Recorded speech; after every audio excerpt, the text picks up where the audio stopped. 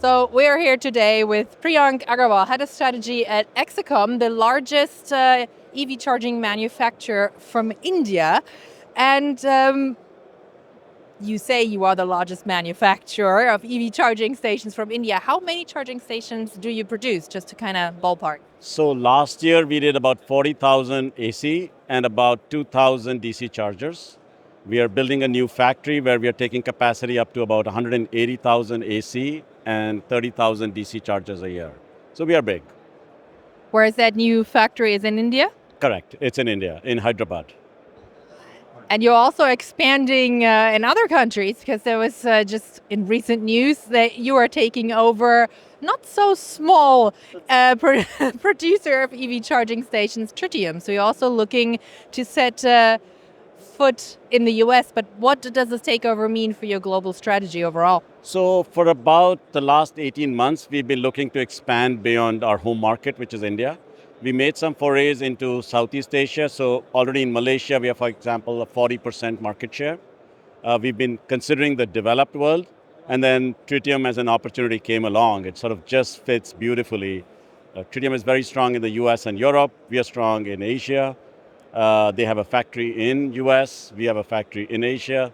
They are on the liquid cooling side. We are on air-cooled side. They're on distributed chargers. We are on all-in-ones. So it's sort of fit geographically and product-wise. So we really see ourselves now stepping onto the world stage and being a global provider of solutions and really being one of the top 3 players in the next 5 years. So now I have to ask, you're taking over Tritium because Tritium went belly up. They went bankrupt. It's an interesting move, but what do you think you're going to be doing different so you will keep things running and not also go belly up? So, companies go belly up for a variety of reasons. The core of Tritium is still solid. And that core is its very strong technology backbone around power electronics. We have checked that out. They have the US manufacturing, Navy compliance, etc. They have liquid cooling technology, which we believe is very well suited in the long run for lower total cost of ownership. So it's less costly to maintain, lower noise, etc. So they have the technology pieces. They're very strong on the technology backbone. They have manufacturing. We believe now, with some of the liabilities gone, we can come in and really, Exicom plus Tritium can resurrect Tritium to what we are calling Tritium 2.0. And that's sort of been our theme for the last few weeks, as we've now come into the driving seat, working with customers, saying, okay, let's see how we can bring this new Tritium 2.0 into the market and rekindle some of the relationships and bring Tritium back. We are very confident. Do you have a timetable for that? Like, how long will it take you to rekindle some of those relationships and bring those chargers back onto the market? Well, I wish it could be as soon as yesterday, but no, it will take time. We are very patient. We've been in this industry for 30 years. Let me rephrase that. We've been a company for the last 30 years. We've been in this industry for the last 5 years. We understand what it takes to be successful in this industry, right? So we are patient. But of course, next 12 months, we really hope to see some traction. Let's talk about a different deal that you also signed not that long ago with Hubeject. A German electric vehicle interoperability specialist. It's a hard word to say. Now, is that for a manufacturer, is that a must-have, a deal like that, or is that a unique selling point from your point of view?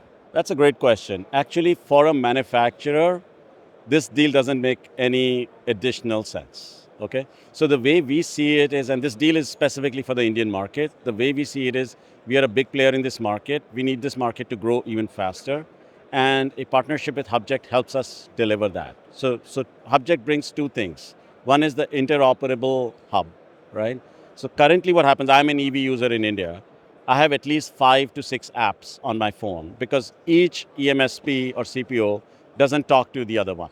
So if I have to go charging, sometimes I have to use this guy's app, sometimes I have to use the other guy's app, right? So it's not an easy experience, and I have to load money into all of these wallets. Interoperability means I have one app and I can access all these chargers. So we believe that that'll help unlock the potential of the charging market itself. And then Hubeject is also leading on the plug and charge side. And I think we need to make the charging experience simpler for the consumer. And Plug and Charge does that. So this partnership is all about expanding the market for India, not really for us as a hardware manufacturer. Maybe in terms, comparing it to the market in Europe, where would you say the Indian market is in terms of electric mobility, especially in terms of charging? So we are, I would say, a few years behind, right? We are just smaller, a few years behind. Uh, Public chargers currently about 8,000 only. Annual four-wheeler sales about 100,000 cars, so it's not huge. But what is happening is, one, the government is really driving the push towards electric mobility. Fleets have embraced electric mobility in a big way, not because of mandates, but because it's just economical to run an electric, right? So what we are starting to see is pockets where electric is really taking off. And overall, because of the economics, we see next 10 years, more than 2 million cars. By 2030, we are projecting more than 2 million four-wheelers on the road. So charging stations about 12 times, so about 100,000 charging stations from where we are, which is 8,000. So we see a very high growth market, and being here in Europe allows us to learn the lessons from here and apply them in India. And the Hubeject partnership is one of them, right? We learn what it takes to be successful and then apply that in India. What is one of those lessons that you're taking from Europe in a positive way, and maybe you also have a negative example, like, okay, that's definitely not how to do it? No, I think so. For example, one of the things that we've seen is this whole emphasis on reliability, right? And fixing stuff quickly. So for example, what typically happens is here you have a lot more emphasis on remote diagnostics, the data already coming to you about what's happening to the charger so that you can go and fix it the first time. So we brought that to our chargers in India, so that now when our technician goes, he's not going for diagnosis, he's going for fix. So that's one of the things we are really learning from here. Yeah. So in terms of markets, I'm going to just assume India is still your biggest market, but you are expanding the US with Tritium. You also said you're expanding in the UK or to the UK. What other markets in Europe are interesting for you to look at, and other markets that are just too saturated and you're like, okay, no, all the space has been taken? I don't think all the space has been taken. I think it's a question of outlook, right? So if I look at which markets have an opportunity in the next 12 months? Yes, maybe Germany is going to be slower from an opportunity perspective. But the market is so big. I mean, we are still at very early stages of the EV adoption, right? So what we are seeing is US, Canada, Europe, Western Europe, Eastern Europe, different stages of growth, but huge opportunity. For Exicom, we see India, Southeast Asia, Middle East as opportunities. And then, of course, Tritium again is very strong, Australia, New Zealand. So I mean, it's just a matter of, I would say, on a time scale, which ones are now and which ones are tomorrow and which ones are day after, but the whole world's a stage right now. Well, which ones are now and which ones are tomorrow? So definitely US, Western Europe now, Middle East coming up now, Singapore, Malaysia now, right? Australia now, India now. I would say parts of Latin America maybe tomorrow, parts of Middle East tomorrow, parts of Southeast Asia tomorrow. China, we are staying away from for the moment. It's just too many entrenched players. Okay, so there is the one market you're saying maybe the space has been taken up. What about in terms of regulation? You mentioned in India the government is really pushing for electrification. In Europe you have RFIR regulating charging infrastructure. In the US you have NEVI. Is it better for a charging infrastructure manufacturer to go into a market that has clear rules? Or is it easier to go and be like, okay, well, we can use our charger that we can use in the US, we can use in Europe, and so on and so forth? That's a great question. I think at a larger level, it's always better to know what the rules are and play by those rules, right? It's way tougher if the rules are changing, right? I think Europe is very clear. It's very pro-consumer. AFIR is very pro-consumer that every charger has to have a payment terminal, etc. Fine, we play by those rules. There are certain rules around metering. We play by those rules. US NEVI funding. Yeah. These markets are large enough that you can comply and still be economically viable. So I think it's fine. India, we are not so strong on these kind of regulations. We are more stronger on safety and compliance regulations so that the charger has to be safe to operate, etc.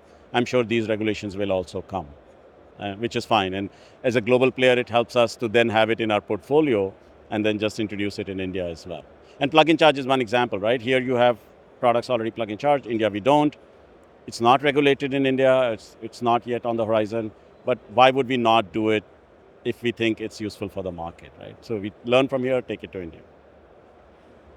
My last question, I promise.